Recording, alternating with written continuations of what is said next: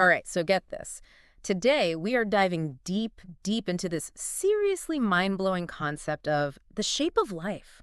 You know, you shared some seriously thought-provoking material about, like, evolution and consciousness, Yeah. even fractals. And honestly, I'm just, like, ready to explore this all with you. Yeah. I think what I find really intriguing about this conversation is that it begins with something as simple as body hair. Yeah. But it spirals out to these really big questions about, like, how the universe is structured Right. and how we fit into that. It's like, who knew that, like, men's grooming habits could lead us down this rabbit hole of, like, questioning reality itself? Yeah.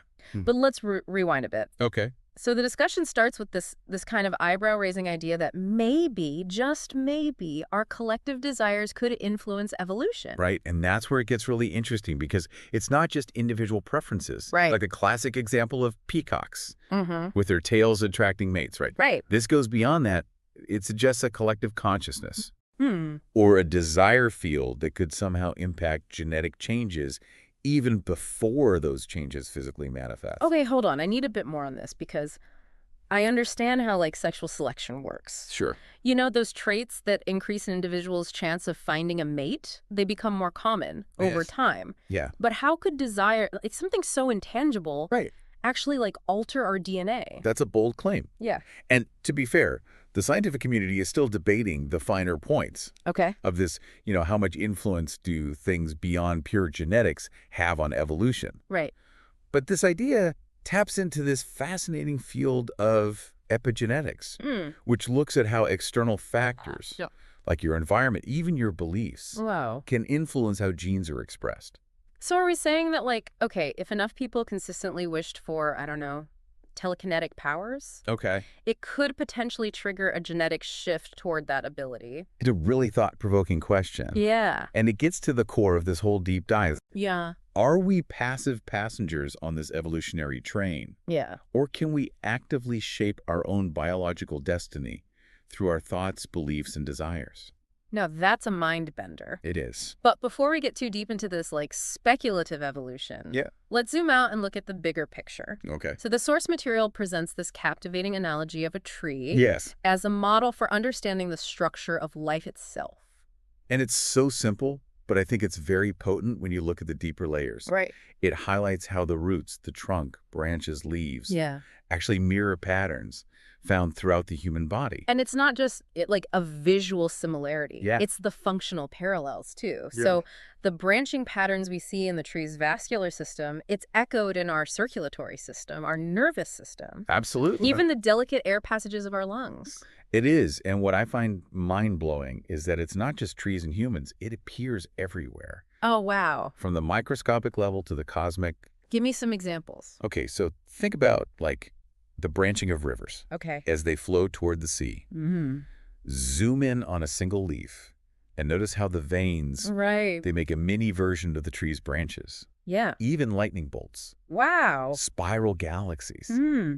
they exhibit this same dendritic pattern. So why this pattern? It comes down to efficiency. Okay. Fractals are incredibly effective Okay. at maximizing surface area and optimizing resources. Mm. Take the tree again, it captures sunlight, transports water and nutrients, all because of the branching. And that same principle applies to our bodies. Of course, Wow. the circulatory system, it uses a network of arteries and veins, Right. branching and dividing to deliver blood to every cell. Wow. It's like nature's way of ensuring that every part gets what it needs. It is. It's like I'm starting to see fractal patterns everywhere now. Yeah, It's like noticing a recurring motif in a song. You can't unhear it. right, exactly. But this deep dive doesn't stop at the macroscopic level, does it? No. We're going deeper, Sure. literally zooming into the microscopic realm. We are to the cellular level, and we find those patterns again. I was really struck by the example of a leaf, Yeah, which is like its own little microcosm of this larger design. it is. So it describes how the leaf's central vein branches out, like the trunk of a tree. Yes. And these veins, they are the framework for the leaf to fill in with cells. Exact. And each cell plays its part Yes. in the overall function. It's brilliant, isn't it? How this pattern repeats at different scales of life. It is. And just like with the tree, Yeah. those veins in the leaf, They distribute water and nutrients Right. to all the cells to ensure growth and vitality. It's like the veins create a blueprint, a Yeah. guiding structure, Yeah. and the cells are the building blocks that fill the gaps, That's a great way to put it. responding to that inherent knowledge. And if we zoom out and apply this to the human body, Yeah. we see the same thing. Blood vessels and nerves. Right. Creating those frameworks for our cells to function, Wow. to communicate, Yeah. allowing life to just flourish. So we've established this fractal pattern repeats from the universe all the way down to our cells. Yeah. But here's the question that's been swirling in my mind. Okay. What is the knowledge, so to speak, that orchestrates these patterns? $1 million question. It is. It's a complex interplay Okay. of several factors. Yeah. Mathematics, physics, DNA, and evolution. Okay. Unpack that for me. Okay. Let's start with math. How does it fit into all of this? Imagine math as like the blueprint, Okay. the language that describes the universe. And we see principles like fractals, the golden ratio, Yeah. appearing again and again in nature. Right. From a seashell to the arrangement of petals. Exactly. Wow. These provide a framework for how things grow. Okay. So math provides the basic template. What about physics? Physics is the architect.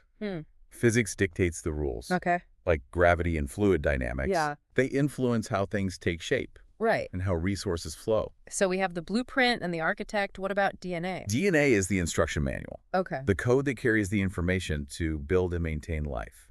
Right. It's like a library for those fractal patterns. It is passed down through generations. And then we have evolution, the grand maestro of life itself. I see evolution as a tinkerer, experimenting and refining those designs over millions of years. Right. The fractal patterns are the ones that have survived natural selection. It's incredible to think about all these forces working together, I know. shaping life. It's like there's some kind of hidden intelligence Yeah. woven into the universe itself, Yeah. guiding the symphony of patterns and processes. And that brings us to the next mind-blowing concept in this whole conversation. Okay, hit me. What if this hidden intelligence isn't so hidden after all? What if there's a level of awareness in everything, Wow. from trees and leaves to individual cells? Okay, I have to admit the last statement has my curiosity piqued. It's one thing to appreciate the elegance of fractal patterns. Yeah. But suggesting that they could indicate a deeper level of awareness in nature, that's taking things to a whole new level. Well, the source material presents some pretty compelling examples Okay. of what, at least on the surface, looks like intelligent behavior in the natural world. Okay. Take trees, for instance. All right, let's talk trees. I've always been fascinated by that idea of a wood wide web, Yeah. this underground network of roots and fungi that connect trees. Yes. But is it really communication or is it just chemical reactions? It's a great question that scientists are still kind of grappling with. Right. But there's growing evidence that trees can share resources, warn each other about dangers like insects, even support their offspring Wow. through this network. So it's not just individual survival, it's like the well-being of the whole forest. Exactly. That's amazing. And it's not just trees. Think about how a plant responds to a threat. Like if a leaf gets attacked by a bug, Right. the plant can send signals to other leaves to produce defensive chemicals. So it's like a built-in alarm system. It is. And these responses, they're not just localized. Right.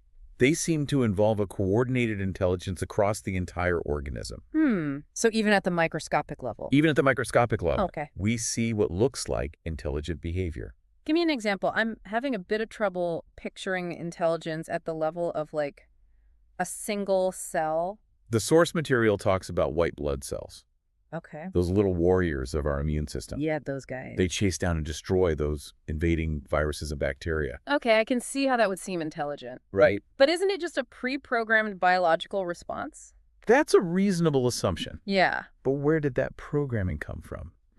Even if they're following instructions, Right. those instructions had to originate somewhere. Right. It implies a level of knowledge or awareness built into life itself. So even if there's a programmer, there's intelligence behind the program. Exactly. That's a great way to put it. Yeah. And this leads us to panpsychism. Panpsychism. Okay, that sounds pretty heavy. Break it down for me. It's the idea that consciousness or awareness is fundamental to the universe. It's not just in humans. It's present in varying degrees in everything. So like rocks and trees, even stars and galaxies. That's what some proponents of panpsychism believe. Oh. Now, we're not talking about the same kind of consciousness we experience. Right. But the idea is it's inherent to reality. Okay, I need a minute to let that sink in because it's definitely a challenge to our conventional understanding of consciousness. It is. But it makes you wonder, doesn't it? Like, maybe we've been too quick to draw a line between what is conscious and what isn't. It's a humbling thought, for sure. It is. It opens up so many possibilities. It does. But let's go back to the programmer analogy for a second. Okay. Because if there's some underlying consciousness that created the universe, then where did that consciousness come from? It's like the chicken or the egg, right? That's one of the biggest mysteries. It is. The question of ultimate origins. And the Wow. source material doesn't shy away from this at all. Did they crack the cosmic code? Well, not exactly, but they do present some intriguing perspectives. Okay. One idea is that consciousness is eternal. It's always existed, no need for a creator, because it's the source of creation itself. So consciousness is like the uncaused cause. That's one way to look at it. Yeah, And this idea has roots in many traditions. right. It offers a way to think about consciousness without needing to trace it back to some external source. That's pretty mind-bending. It is. What are some other perspectives? Well, another idea is that creation is cyclical, Okay. not linear. Mm, So instead of a straight line, it's more like a circle, okay. an eternal loop. Mm, The universe expands, contracts, and expands again. wow. And this has been happening forever. No starting point. So the Big Bang wasn't the beginning. Just the start of this particular cycle Wow. in an infinite series Yep. of cosmic breaths. That makes sense in a way, but what about the idea that consciousness was created? Hmm, Couldn't it have emerged from something else? that's another possibility. Okay. Maybe consciousness isn't something that's always existed, Hmm. but it emerged from the increasing complexity of the universe. So like a natural outcome of evolution. That's the gist of it. Yeah. Like how life itself is thought to have emerged from non-living matter. Right, a biogenesis. Exactly. Maybe consciousness arose in a similar way, certain conditions were met, Yeah. a certain level of complexity was reached. It's a thought-provoking concept, It is. but it still doesn't quite solve the ultimate mystery, does it? Because even if consciousness emerged from something else, where did that something else come from? Yeah, you're right. It feels like we can keep pushing this question back further and further. We are bumping up against the limits Yep. of our Yeah. current understanding. The source material uses Plato's allegory of the cave. I love that allegory. Remind me how it goes. It's about prisoners who have lived their whole lives chained in a cave, facing a wall, Right, and all they see are shadows. right. Cast by objects passing in front of a fire. Exactly. They believe the shadows are reality. And then one prisoner escapes, Yes. sees the real world, Yes. and realizes the shadows were just imitations. But when he goes back to tell the others, Yeah. they don't believe him. Wow. Their minds are so used to their limited perspective. So are we the prisoners? Is our understanding of consciousness limited by our human perspective? That's the question the source material asks. Yeah. Maybe the true nature of consciousness. Mm. The answer to where it comes from, it's beyond our current abilities. Wow. It's not that there isn't an answer. Right. It's that we may not be equipped to grasp it fully. That is a humbling thought, but I appreciate the honesty because Yeah? sometimes the best we can do is just acknowledge the mystery, the unknown. It's a reminder there's always more to explore, Oh, wait. more to discover. Yeah. Speaking of wonder and awe, the source material mentions the uncreated creator. Yes. Can you elaborate on that? I'm curious how that relates to like experiencing this ultimate consciousness, Yeah. even if we can't fully grasp it. Yes. And that's where the self-aware egg comes in. Right, I remember that part. I'm intrigued by this egg analogy. Remember how we were talking about the chicken or the egg? Uh-huh. The source material uses the egg as a symbol for creation, Okay. for the potential for life and consciousness. So the uncreated creator would be the force that imbues the egg with that potential. You could think about it that way, Okay. but it goes a step further, Okay. saying maybe the egg itself is already infused with consciousness, that the creator isn't separate from creation, Wow. but somehow embedded within it. Whoa. Okay. So it's not that the creator created the egg. Yeah. It's like the creator is in the egg. It's like the creator is both within the egg and encompassing it. Wow. Okay. It points to the limits of our linear thinking, Yeah. our dualistic thinking. So it's like the egg contains the blueprint for life, the DNA. Yeah, But it also contains the spark of consciousness that brings that blueprint to life. that's beautiful. I love that. It's a self-contained system, yet it's also part of a larger whole. And if we extend this further, Okay. maybe we are like those self-aware eggs. We carry the potential Yeah. for life, for growth, for consciousness to express itself in amazing ways. I love that. It's a truly awe-inspiring thought. It is. And it circles back to those fractals. Yes. They're not just a design principle, Yeah. but a reflection of how interconnected everything is. They are. The same pattern in a leaf, in our bodies, in the universe, maybe in consciousness itself. It's like we're all part of this cosmic tapestry, Yes. woven together by awareness and energy. Mm.